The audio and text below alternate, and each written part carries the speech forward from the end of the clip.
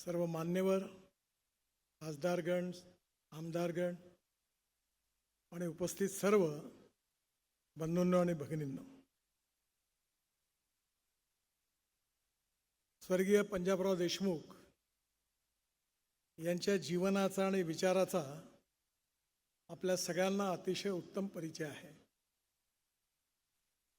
स्वर्गीय पंजाबराव देशमुख यांनी शिक्षण क्षेत्रामध्ये आणि कृषी क्षेत्रामध्ये आपलं संपूर्ण जीवन समर्पित केलं होतं. या देशाचे पहिले कृषी मंत्री म्हणून त्यांनी कृषी धोरणाचा पाया पण त्या ठिकाणी टाकला. एका फिलॉसॉफरने सांगितलंय की पर्स आणि पर्सन याच्यामध्ये पर्सन म्हणजे व्यक्ती श्रेष्ठ आहे पैशापेक्षा. पर्सन आणि पार्टी, पार्टी म्हणजे ऑर्गनायझेशन, संस्था, इन्स्टिट्यूशन, याच्यात संस्था श्रेष्ठ आहे. आणि पार्टी आणि फिलॉसॉफी याच्यामध्ये फिलॉसॉफी श्रेष्ठ आहे, विचारधारा ही श्रेष्ठ आहे. पंजाबरावांच्या जीवनामध्ये शिक्षणाचं सार्वत्रिकरण झालं पाहिजे आणि शिक्षणाची गुणवत्ता सांभाळत असताना शिक्षण सर्वव्यापी बनून समाजातल्या तळागाळातल्या शेवटच्या शोषित पीडित माणसापर्यंत पोहोचलं पाहिजे, हा त्यांच्या मनातला एक ध्येयवाद होता. आणि त्याचबरोबर कृषी क्षेत्र आणि कृषी अर्थव्यवस्था हा आपल्या देशाचा कणा आहे आणि हा शेतकरी समृद्ध संपन्न झाला पाहिजे, याचा गावाचा विकास झाला पाहिजे, हे त्यांच्या जीवनाचं मिशन होतं. आणि या प्रेरणेमधूनच त्यांनी शिवाजी शिक्षण संस्थेची स्थापना केली आणि पाहता पाहता या संस्थेचं वटवृक्षात रूपांतर झालं. पण जो पंजाबराव देशमुखांनी जो आदर्श, जो विचार समोर ठेवलेला होता, त्या विचाराच्या अनुरूप आज देखील ही शिक्षण संस्था कार्य करत आहे. आणि या कार्यामध्ये आजचे दोन्ही सत्कारमूर्ती आदरणीय भैयासाहेब आणि दिलीप बाबू यांचा सिंहाचा वाटा आहे. गेल्या 10-12 वर्षापासून मी मंत्री आहे दिल्लीत, त्यामुळे अनेक वेळा संस्थेच्या बाबतीत चर्चा करण्याची संधी दोघांनाही पण दोघांच्या बरोबर मला मिळाली. मधल्या काळामध्ये हा एवढा मोठा डोलारा उभा झाला असताना अनेक अडचणींचा सामना करावा लागत होता. एक गोष्ट खरी आहे की एखादी संस्था वाढवण्याकरता, त्याचं नाव निर्माण करण्याकरता अनेक वर्ष लागतात, पण ती कोसळायला मात्र फक्त काही दिवस लागतात. आणि त्यामुळे स्वाभाविकपणे भैयासाहेबांनी आणि दिलीपजींनी या काळामध्ये मेडिकल कॉलेज असेल, शिक्षण संस्था असेल, त्याच्या गुणात्मक वाढीकडे तर लक्ष दिलंच, पण या सगळ्या डोलाऱ्याला समर्थपणे सांभाळलं. आणि त्यामुळे आज पुन्हा संस्था अतिशय चांगल्या सुस्थितीत आहे. हा आपल्या सगळ्यांकरता आनंदाचा, अभिमानाचा आणि समाधानाचा विषय आहे. आणि या सगळ्या कार्यामध्ये या दोघांचं योगदान आहे ते निश्चितपणे खूप मोठं आहे. आणि त्यामुळे आपण सगळेजण या बाबतीत त्यांच्याबद्दल त्यांना धन्यवाद देणं, त्यांचं अभिनंदन करणं, ज्याला ज्याला संस्थेबद्दल आस्था आहे, पंजाबरावांबद्दल आस्था आहे, त्यांच्या उद्दिष्टाबद्दल आस्था आहे, त्यांनी सगळ्यांनी स्वाभाविकपणे त्यांचं अभिनंदन करणं अतिशय स्वाभाविक आहे. एक गोष्ट अजून महत्त्वाची आहे जी मला विशेष रूपाने आवडली की भैयासाहेब, राजकारणात तुमच्यासारखी माणसं फार कमी आहेत. कारण राजकारणातले 90% खेळाडू वाटच पाहतात कोणत्या पार्टीचं सरकार येते आणि कोण मंत्री बनते. त्यांचे झेंडे दंडे हार तयारच राहतात. त्यांनी पक्ष का सोडला हे त्यांनाही कळत नाही आणि ज्या पक्षात गेले त्यांनाही उमजत नाही. मी कोणाबद्दल बोलत नाही आहे, पण अशी स्थिती झाली. याचं कारण असं आहे की राजकारणामध्ये तत्वनिष्ठा, ध्येयनिष्ठा आणि विचारनिष्ठा कमी झालेली आहे. आपल्या देशामध्ये विचार भिन्नता ही समस्या नाही आहे, विचार शून्यता ही समस्या आहे. आणि म्हणून कधी चांगले दिवस असतात, कधी वाईट दिवस असतात. कधी जनता निवडून देते, कधी निवडून देत नाही. परंतु जिवंत माणसाचं व्यक्तित्व असं असतं की तो प्रवाहाच्या बरोबर कधी वाहत जात नाही. जिवंत मासा जो असतो तो नेहमी प्रवाहाच्या विरुद्ध पोहत असतो आणि काडी कचरा आणि मेलेला मासा हा नेहमी प्रवाहाबरोबर वाहत असतो.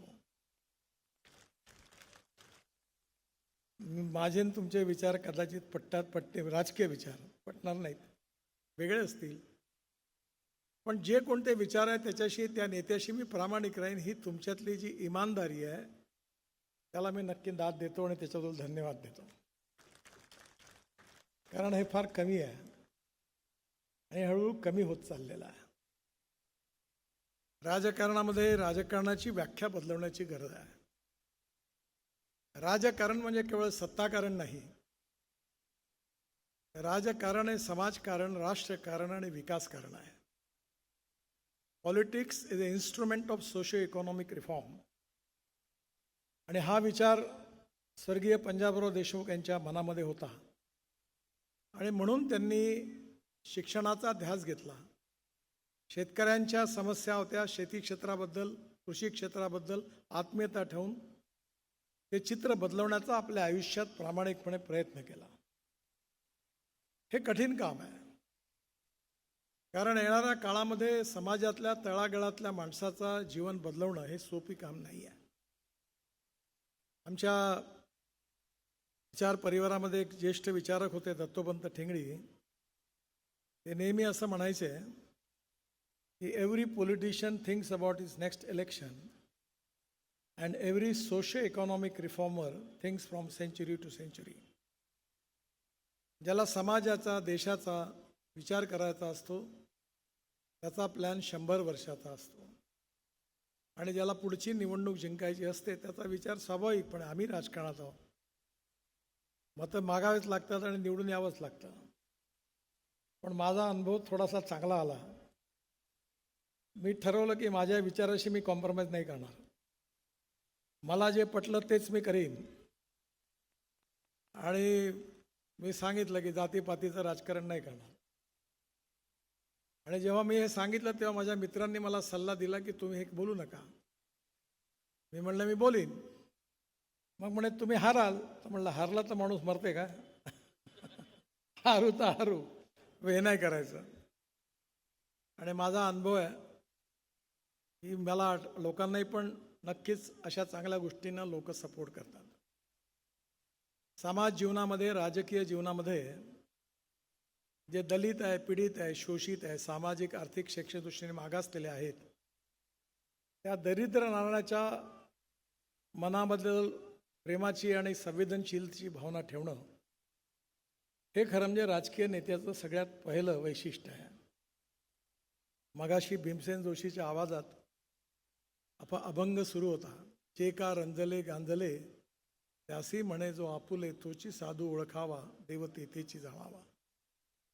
खऱ्या अर्थाने पंजाबरावांचा वारसा पेलणं खूप कठीण आहे, कारण त्यामागे एक विचार आहे, त्यामागे एक ध्यास आहे आणि हे काम अनेक वर्ष करावं लागणार आहे. आणि हे करत असताना अनेक अडचणी आहेत, समस्या आहेत. पण त्या अडचणी आणि समस्यांकडे न घाबरता त्याच्यावर मात करणं हे जीवनामध्ये पण खूप मोठं वैशिष्ट्य आहे. कधी चांगले दिवस असतात, कधी वाईट दिवस असतात, कधी आनंद असतं, कधी दुःख असतं, कधी लोकांचे आशीर्वादही मिळतात, कधी शिवाय खाव्या लागतात. पण एकाने चांगलं सांगितलंय, the man is not finish Wien is defeated but he is finish when he quits. युद्धात हरल्यानंतर कोणी समाप्त होत नाही, पण युद्धभूमी सोडून जेव्हा पळून जातो तेव्हा तो समाप्त होतो. त्यामुळे जीवन मिळालं तोपर्यंत उद्दिष्ट पूर्ण करता लढत राहिलं पाहिजे, चालत राहिलं पाहिजे. आणि हे जे चालण्याचा मंत्र तुम्ही सांगितला चांगला आहे. खरं म्हणजे मला कधीच कळत नाही की शिक्षण संस्थेच्या निवडणुका का होतात आणि का लोक राजकारण शिक्षण क्षेत्राशी जोडतात. खरं म्हणजे जे चांगलं काम करतात त्यांच्या मागे जनते उभं राहिलं पाहिजे, तर शैक्षणिक संस्थेचा विकास होईल. नाही केलं तर त्यांना बदलवलं पाहिजे. पण हळूहळू सगळ्या दृष्टीमध्ये आपल्या देशातली लोकशाही जी आहे त्याला खऱ्या अर्थाने जबाबदार नेते किंवा पक्ष नाही आहे, जनता जबाबदार आहे. आणि जशी जनता आहे तसे नेते मिळतात लोकांना. हे बोलण्याकरता धाडस लागतं, पण मी ते करतो. त्यामुळे तुम्हाला ठरवलं पाहिजे की उद्दिष्ट पूर्ण करण्याकरता काम करणाऱ्या लोकांना निवडून द्यायचं की निवृत्त करायचं. आणि शक्यतो निवडणुका टाळल्या पाहिजे. राजकारणाच्या निवडणुकापुरतं राजकारण 15 दिवसाचं 20 दिवसाचं सगळ्यांनी केलं पाहिजे. पण निवडणुका संपल्यानंतर ते राजकारण सत्ताकारण न राहता समाजकारण झालं पाहिजे. आणि ते करत असताना जे योग्य आणि चांगलं काम असेल ते सगळ्यांचं केलं पाहिजे. आणि चुकीचं आणि वाईट काम आपल्याच असेल त्याला समजावून सांगितलं पाहिजे की हे करणं बरोबर नाही. खऱ्या अर्थाने आज या संस्थेचा जो प्रभाव आहे, विशेषतः शैक्षणिक क्षेत्रामध्ये अनेक गोरगरीब मुलांचं जीवन घडवण्याचा प्रयत्न या संस्थेच्या माध्यमातून ज्या हजारो शिक्षकांनी केलेला आहे, त्यातून अनेक उत्तम नागरिक तयार झाले, याचा आपल्या सगळ्यांना अभिमान आहे.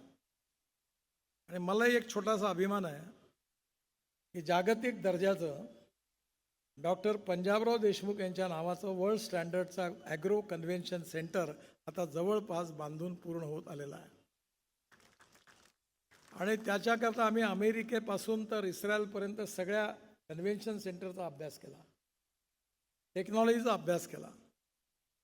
कारण कुठेतरी हीच भावना आहे की जे शेतकरी आत्महत्या करतात ते संपलं पाहिजे. शेतकरी कर्जमुक्त झाला पाहिजे. स्मार्ट शहर नाही, स्मार्ट विलेज झाले पाहिजे. गावातल्या तरुण मुलाच्या हाताला काम मिळालं पाहिजे. त्याकरता ज्या ज्या गोष्टीची कमी असेल ती दूर कशी करता येईल याचा प्रयत्न सगळ्यांनी मिळून जेव्हा केला तेव्हा त्या प्रयत्नांना यश मिळणार आहे. आणि म्हणून हा जो प्रवास आहे पंजाबरावांचा, हा संपलेला नाही आहे. कारण ज्या माणसाचा जन्म होतो त्याचा मृत्यू अटळ आहे. आणि म्हणून जो जन्माला येतो त्याचा मृत्यू होतोच. हा यावच्चंद्र दिवा करू असा नियम, याला कोणी अपवाद नाही आहे. मी मध्ये सहज एका ठिकाणी बोलताना माझ्या तोंडून एक वाक्य निघालं होतं की सत्ता, संपत्ती, सौंदर्य आणि ज्ञान हे काळाच्या ओघात केव्हा संपतं कळत नाही. पण विचार मात्र कधी संपत नाही. कारण एक विचार एक पिढी दुसऱ्या पिढीला देत जात असते आणि त्या विचारावर मार्गक्रमण सुरू होत असतं. त्यामुळे पंजाबरावांच्या विचाराचा वारसा घेऊन तुम्ही दोघेही जण जे काम करत आहात ते अजून खूप काम करायचं आहे. आणि ते काम करण्याकरता पंजाबरावांच्या आशीर्वादाने तुम्हाला शक्ती मिळो आणि अजून समाजाकरता शिक्षणाची सर्वसमावेशकता आणि गुणवत्ता मेंटेन करून गोरगरीब शेतकऱ्याचा मुलगा इंजिनियर डॉक्टर झालाच पाहिजे. पण त्याचबरोबर या बळीराजाचं दुःख देखील दूर झालं पाहिजे. हे जे विचार आहे, हे जे स्वप्न आहे, ते पूर्ण करण्याची ताकद, शक्ती या विशाल जनसमुदाय इथे उपस्थित आहेत त्याने आपल्या सगळ्यांना त्या शुभेच्छा द्याव्या. मी पण व्यक्तिगतरित्या तुमच्या या उज्ज्वल भविष्याकरता आणि 75 वर्ष पूर्ण केली याकरता तुम्हाला खूप खूप शुभेच्छा देतो. शेवटी एकच गोष्ट सांगतो की जो जन्माला येतो त्याचा मृत्यू अटळ आहे. पण एक गोष्ट जीवनात लक्षात ठेवण्यासारखी आहे, ती म्हणजे माझे मित्र सुनील गावस्कर यांची मला नेहमी आठवते. ते कलकत्ता कसोटीमध्ये त्यांनी 97 रन काढले आणि त्यांचा विश्व रेकॉर्ड होत होता. आणि अचानक ते लंचला जेव्हा आऊट होऊन आले आणि लंच टाईममध्ये त्यांनी मीडिया बॉक्समध्ये जाऊन घोषित केलं की मी प्रथम श्रेणी क्रिकेटमधून निवृत्त होत आहे. हे केल्यावर सगळ्या देशाला धक्का बसला. आणि त्यावेळी पत्रकारांनी त्यांना प्रश्न विचारला की तुमचा फॉर्म चांगला आहे, तुम्ही क्रिकेट चांगलं खेळता, तुम्ही अनेक शतकांचा रेकॉर्ड केलेला आहे, डॉन ब्रॅडमनचा रेकॉर्ड तुम्ही तोडलेला आहे, अजून तुम्हाला पुढे जायचं आहे, मग तुम्ही निवृत्त का होता? त्यांनी दिलेलं उत्तर माझ्यासहित तुमच्या सगळ्यांनी आपण लक्षात ठेवलं पाहिजे. तेव्हा त्यांनी सांगितलं की लोक जेव्हा म्हणतात तुम्ही निवृत्त केव्हा होणार आहे ही म्हणण्याची वेळ येऊ नये. लोकांनी जेव्हा विचारलं तुम्ही का निवृत्त होता तेव्हाच रिटायर्ड होण्याची वेळ आली आहे असं समजा. आता लोक काही तुम्हाला म्हणत नाही आहे, त्यामुळे तुम्ही चिंता करू नका. परमेश्वर कृपेने तुमचं निरोगी जीवन आहे पंजाबरावांचा विचार आहे आणि अनेक मैल दूर प्रवास करायचा आहे. तो करत राहा. चरैवती चरैवती, चालत राहा. God is great. God bless you. नमस्कार. धन्यवाद.